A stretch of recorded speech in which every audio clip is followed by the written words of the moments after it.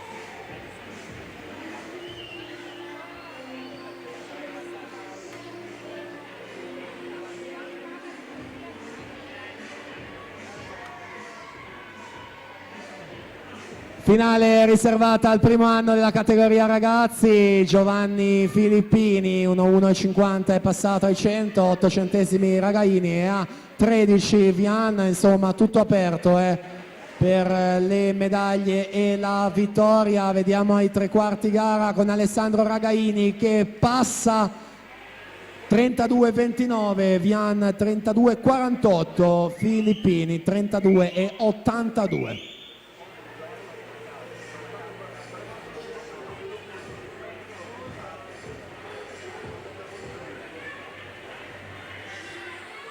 È lotta per la seconda posizione tra Vian e Filippini, mentre in corsia numero 3 la vittoria, la Sport Village Pesaro ad Alessandro Ragaini, 2,3 e 96 su Filippini, 2,499, Vian 2,5 e 8 centesimi in terza posizione.